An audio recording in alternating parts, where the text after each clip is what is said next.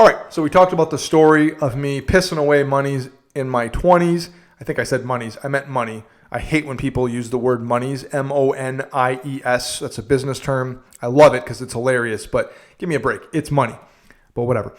The story of me losing money, spending money, wasting money in my 20s, buying a whole bunch of stuff I couldn't afford. The lesson from that was I was not getting anywhere close to the value for those purchases that I thought I was. I wasn't getting $250 a month more value out of my car payment for a lease with a Mercedes than I would have been if I would have had a Honda Accord. I was not getting $150 more value per bottle when I bought an expensive bottle of cologne versus what I should have bought, which is just something nice and reasonable from Target or Sephora or wherever.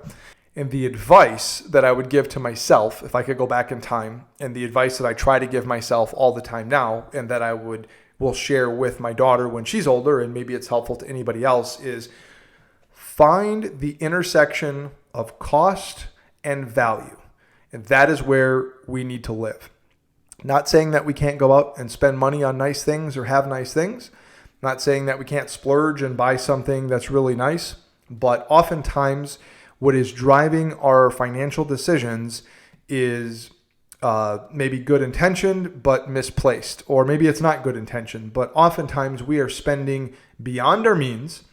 And we know we are. And I'm not shaming anybody because I do it too. And my wife does it too. But when we really stop and think and look at it, is finding that intersection of cost and value. And a great way for me to give you an example of that is with bourbon. And I love bourbon. Again, not an expert, not an aficionado. I just like to drink it, and I like what I like, and I know, a tiny, tiny, tiny, tiny little bit about bourbon compared to what most people know who like bourbon.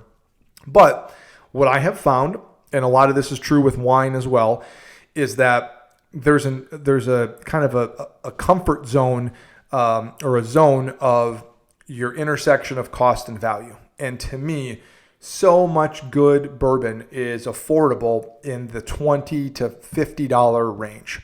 And somewhere in there is where you should be able to find all the bourbon you would ever need to be able to sip on whenever you feel like it. And on either end of the spectrum is, hey, if I'm making, trash can punch, okay, maybe I get a $7 bottle of bourbon. If I'm going to buy, my spouse, or my spouse is going to buy me, hint, hint, Beth, a nice bottle of bourbon, maybe we go a little north of that $50 price range, or you're going to do something, need to have a really nice bottle at home or for a gift or something, sure. But by and large, the intersection of cost and value for bourbon is anywhere from $20 to $50. If you can't find a good tasting bourbon, then that's on you. And the same with wine. Most people think that as the cost of wine goes up, that you're going to get a better tasting wine. And sure, in theory, that is true. But I think you could, for 99% of us that don't have the magical dancing palate, including me, I think the value that you can extract from a $25 to $50 bottle of wine is tremendous, and you can have an entire garage full of wine at that price point. But you think about that. You have people over, and you want to impress them. Do you want to impress them with an expensive bottle of wine that now you have to say awkwardly, hey, this was a $100 bottle, or do you want to impress them with a great tasting bottle of wine or a great tasting bourbon? So my advice is live at the intersection of cost and value.